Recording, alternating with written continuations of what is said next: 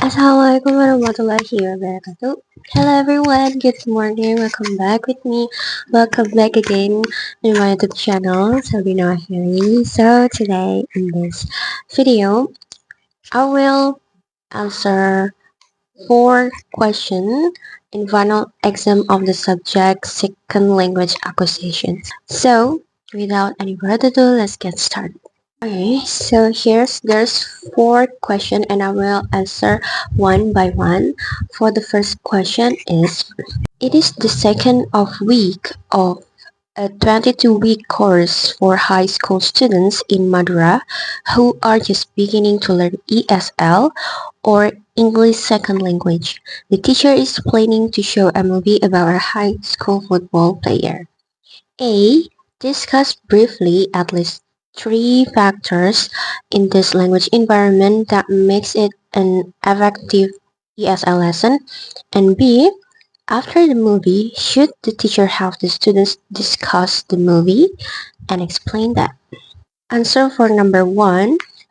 A. Language environment factors that make ESL lesson effective.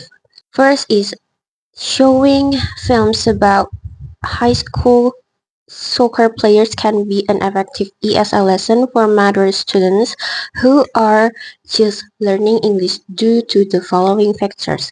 First is strong visual content.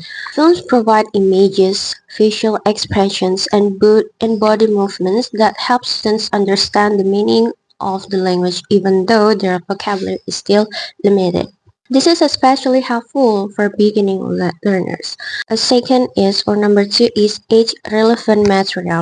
Stories about the lives of high school students are close to their own experience, thus increasing motivation and interest in learning English. And the last one, or number 3, is natural language exposure or input. Films present English used naturally in everyday context. This provides comprehensible input, which is important for second language acquisition. And for B, should students discuss film after watching? Explain. Yes, students should discuss films after watching. Discussions help students process the language they hear and use it actively. Through discussions, students can practice speaking skills, express opinions, and build confidence. Discussions also help teachers check students' understanding of the film's content and the vocabulary. Okay, next is question for number 2. If a linguist has written a grammar of a certain language, would he or she necessarily be a fluent speaker of the language? Explain your answer. Here's my answer for question number 2. Are linguists who write grammars necessarily fluent in the language?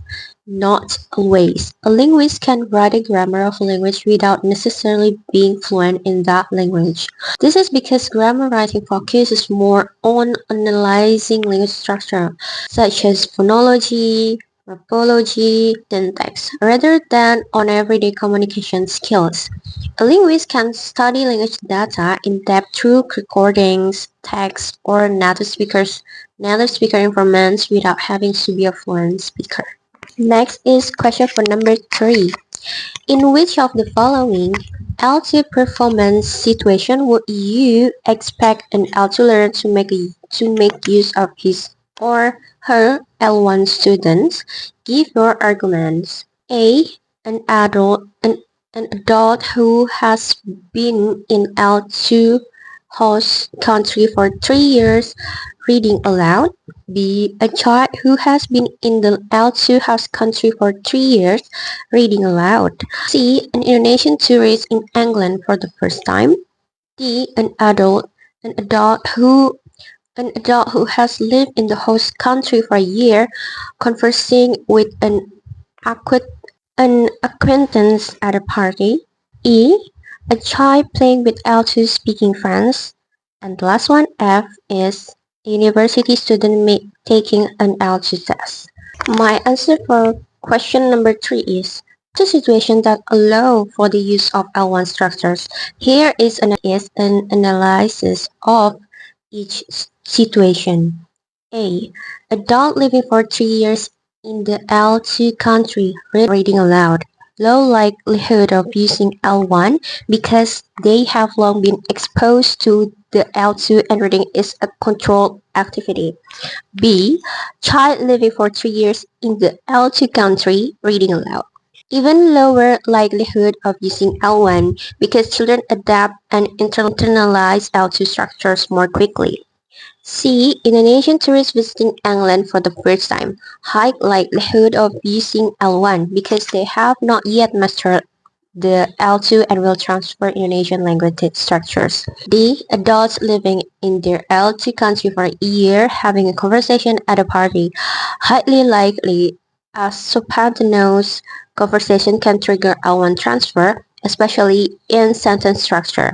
E. Children playing with L2 speaking friends. Low likely, as children learn naturally and focus more on communication than language structure. And last one, F, is students taking an L2 test, likely to use L1 in their taking process, even though their answers are in L2 due to the pressure of the test. Question number 4, the last one question is, memorizing the dialogues is a common activity in second language courses. Given the selection of the topics below, pick the dialogues you think would be most beneficial to the students and justify your choices. A. Greetings. B. Asking yes or no questions. C. Using negative sentences. D. Expressing apologies. E. Expressing gratitude. E. Expressing plurality. And G, or the last one, is making introductions. My answer for question number 4, or the last question, is the most useful dialogues for students to memorize. The most useful dialogues are A. Greetings. Greetings are the most basic language function and are frequently used in everyday life. D. Expressing apologies. Apologies are important in social interaction and help students communicate politely. E. Expressing gratitude. Expressions of gratitude are frequently used and important in English-speaking cultures.